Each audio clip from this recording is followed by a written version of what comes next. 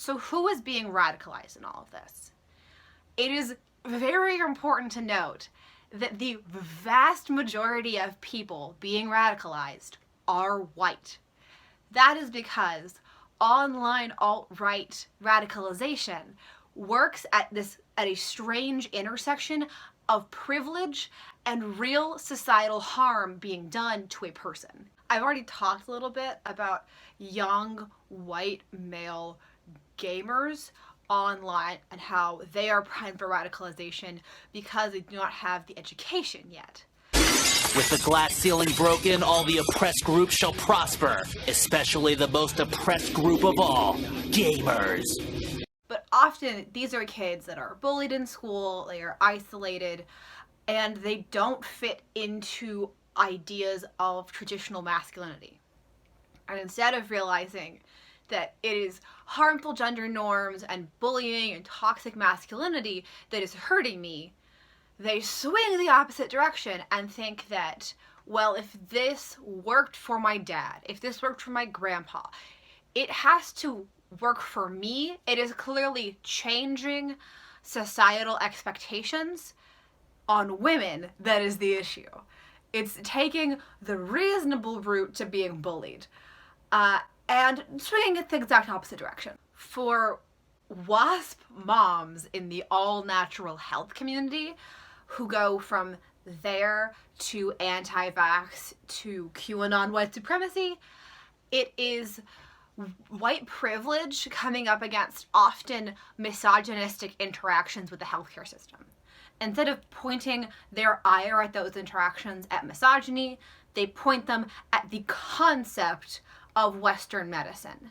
They have to do this because white supremacy, patriarchy, classism, all these systems that are meant to keep white, straight, cis, rich men at the top are all tied together. You can't dismantle patriarchy without also in some way contributing to the dismantling of white supremacy. Except the dismantling of white supremacy would actually be worse for these people. Whether it's subconscious or not, they understand that. White supremacy offers the idea that this system is supposed to work for you. Whether you are a white man and it is made for you, or you are a white woman and in theory it should work at least better for you, they offer the idea that this is supposed to work for you, but these bad people, Jews, POC, gay people, are trying to take that away from you. They are causing the deterioration of Western masculinity.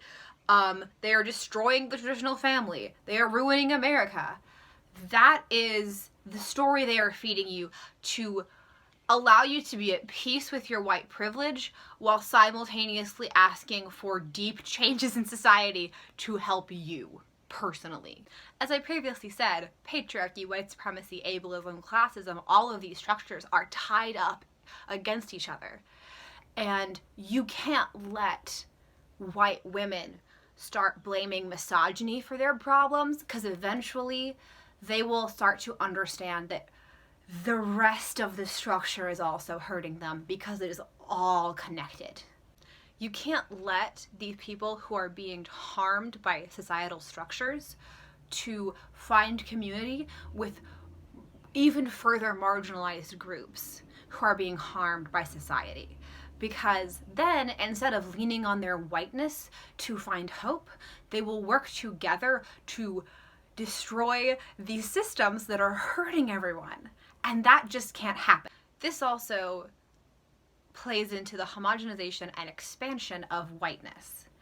We are an increasingly multiracial nation, and in order to keep whiteness at the top, you have to expand the definition. The definition was expanded to include the Irish and Scottish, to include the Italians, to include Eastern Europeans. It is statistically inevitable that white people will not be the majority in America, and the alt-right knows that. But they want to keep whiteness at the top. Therefore, the expansion becomes critical in making people desire whiteness. If Group A will step on Group B's neck to be included in the definition of whiteness, the alt-right is winning. On the other hand, there is the homogenization of white culture. There is this idea that whiteness comes from a lineage that starts in ancient Greece and Athens and goes to Rome and then the great empires and monarchies of Europe and then spread democracy throughout the world. For obvious reasons, that is wildly untrue, that there is no line you can draw through all those societies. A lot of people didn't like each other. France hated England, and yet they are somehow connected in whiteness. When somebody is most vulnerable to the alt-right will be when they are the most in need for community. After a move, after a divorce, just in times of deep isolation. That is not an excuse, that is an explanation of the headspace people are in. The alt-right then preys on these people's desperation, often a victimhood complex, or real harm society has done to them, in order to get them to find hope in the fact that they are white, and therefore in some capacity better than others. To be clear, nobody is in charge of saving these people or somehow keeping often grown adults from finding their way into these communities.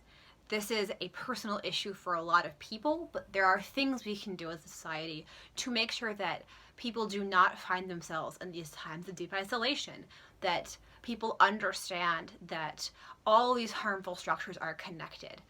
Better education systems would be a fantastic start, making sure that we have proper mental health resources,